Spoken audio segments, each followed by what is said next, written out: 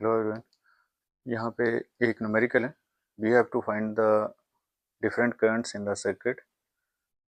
ठीक है, Kirchhoff's law के बेस पे हमें न्यूमेरिकल सॉल्व करना है। तो इसके लिए सबसे पहले तो आप ये समझिए कि किरचॉफ फर्स्ट लॉ क्या है कि जो जंक्शन है वहाँ पे जो भी करंट इकट्ठे हो रहे हैं उसमें से जो करंट जंक्शन की तरफ आ रहे हैं और जो जंक्शन से बाहर जा रहे हैं उनका जो सम है आपस में वो इक्वल होता है। जैसे यहाँ पर अगर आप डी पॉइंट को देखेंगे तो डी पॉइंट पे जो करंट एंटर हो रहा है वो I1 है और एक I3 और I2 वहां से बाहर जा रहा है। इसका मतलब सबसे पहले तो आप लिखेंगे कि I1 plus I3 equal to I2। ये इक्वेशन फर्स्ट हो जाएगी। ठीक है, the sum of currents entering the junction is equal to the sum of all current leaving that junction. तो ये कंसेप्ट आपको यहाँ पे अप्लाई करना होता है। उसके बाद किरचॉफ सेकंड लॉ यूज करते हैं हम। जैसे यहाँ पे एक लूप लिखा मैंने A B C D A, clockwise direction में रीड करेंगे हम इसको A to B, B to C, C to D और D टू A। इसके लिए बेसिक कंसेप्ट क्या है कि अगर आप करंट की डायरेक्शन में चलते हैं, in the direction of current read कर रहे हैं, तो वोल्टेज को नेगेटिव लिखिए। अगर आप करंट के अगेंस्ट चलते हैं, ठीक है, करंट आपके अगेंस्ट है सर्किट में, तो वोल्टेज को पॉजिटिव लिखिए।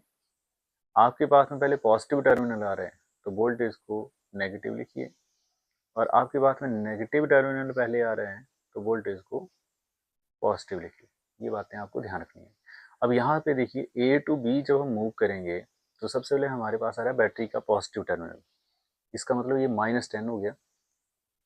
आगे जब हम चलेंगे, ये करंट I1 चला हुआ है इधर, तो I1 आपके अगेंस्ट आएगा।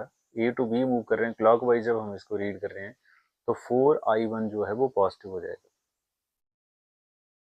Now B to C and C to D. अब सी टू डी देखिए, तो सी टू डी में करंट चला है I2, और सी टू डी जब आप चलेंगे तो करंट आपके अगेंस्ट ही है, जिसका मतलब फिर से ये 2I2 पॉजिटिव हुआ। और फिर बैटरी का पॉजिटिव टर्मिनल पहले आ रहा है तो -5 और इक्वल टू 0।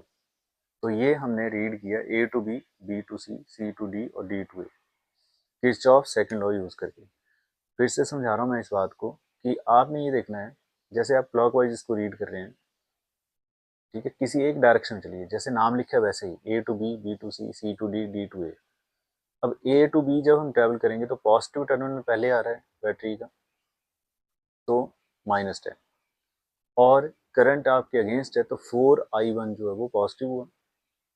फिर बी टू सी तो कोई वोल्टेज है ही नहीं। अब सी टू डी जब आप चलेंगे तो सी टू डी करंट आपके अगेंस्ट आ रहा है I2, तो 2I2 पॉजिटिव हो गया, और बैटरी का पॉजिटिव टर्मिनल पहले आया तो -5 और equal to 0।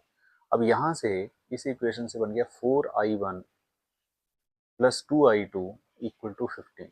That is equation number second. ठीक है, अब नेक्स्ट एक और लूप की बात करते हैं। D C E F D.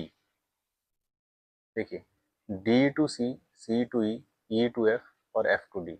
अब जब आप डी से सी की तरफ चलेंगे तो नेगेटिव टर्मिनल पहले आ रहा है तो +5, और क्योंकि जब हम डी टू सी चले हैं तो करंट हमारे साथ ही है, इसका मतलब यहाँ पे हम लिखेंगे -2I2।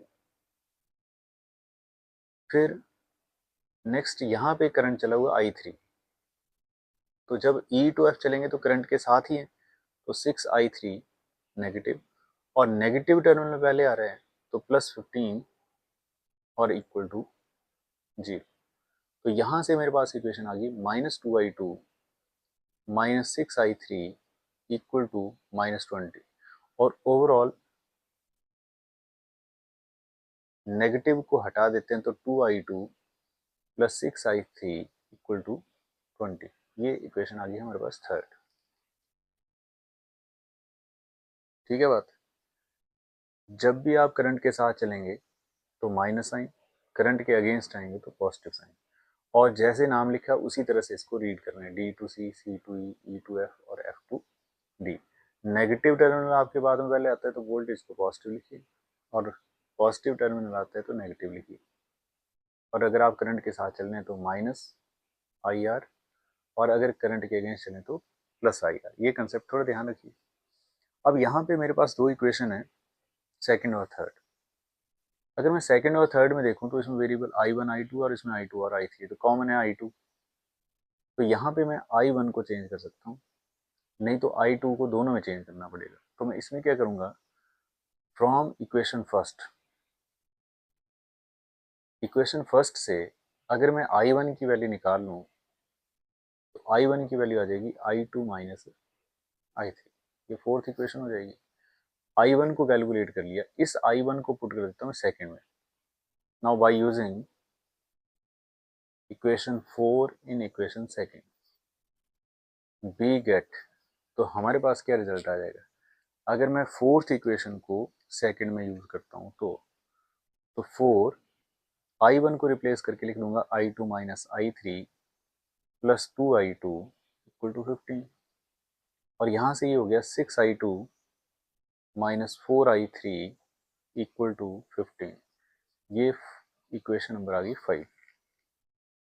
6I2 हो गया, 4I2 plus 2I2 bracket open करेंगे तो अब आपको क्या करना है, ये जो दो इक्वेशन आपके पास आई इनमें वेरिएबल हो गया I2 और I3, इनको आप सॉल्व कर सकते हैं। ठीक है, जैसे इसमें देखिए ये इक्वेशन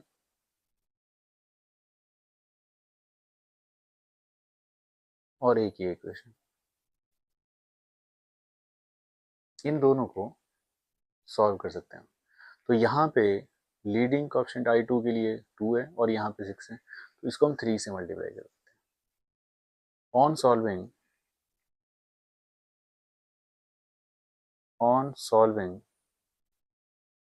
3 एंड 5 वी गेट, अब थर्ड और फिफ्थ को सॉल्व करना है।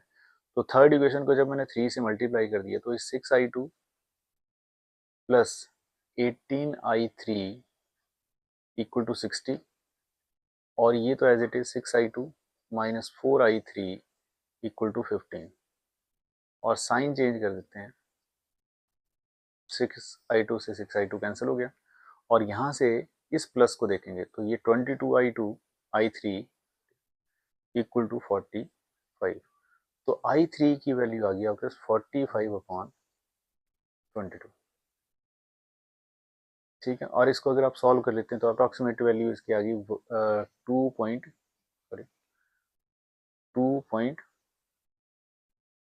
ठीक है, 22 2 44।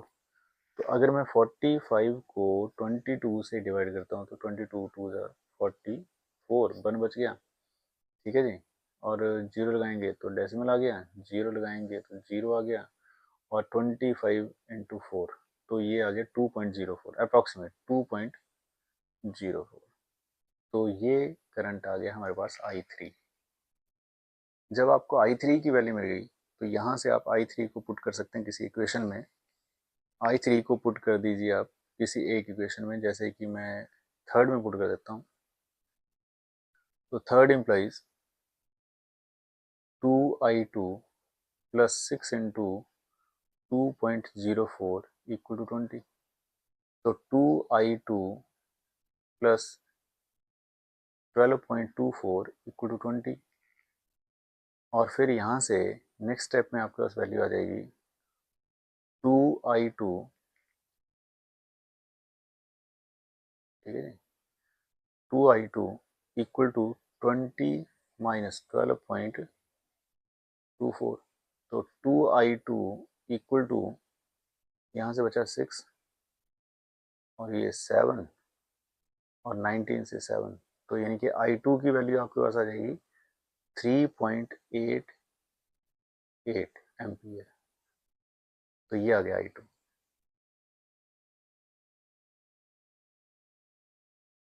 ठीक है, तो I2 की वैल्यू आ गई आपके पास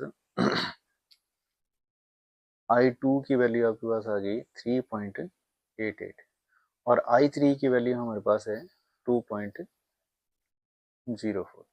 अगर इन दोनों वैल्यूज को यूज करेंगे तो I1 कैलकुलेट कर लेंगे। ठीक है, तो I1 की वैल्यू के लिए अगर आप इस डायग्राम में देख रहे हैं, देखिए I1 को देखेंगे तो I1 किसके इक्वल है, फोर्थ इक्वेशन में। तो मैं यहाँ पे बॉक्स बना रहा हूँ। अगर मैं फोर्थ इक्वेशन से बोलूँगा तो I1 की वैल्यू I2 यानी कि 3.88 माइनस I3 है 2.04, तो ये 481, तो ये आंसर आ गया। तो यहाँ से आंसर आ गया हमारे पास 1.84 एम्पियर। इस तरह से किरचॉफ्स लॉ के न्यूमेरिकल को सॉल्व कर सकते हैं। ठीक है, ओके।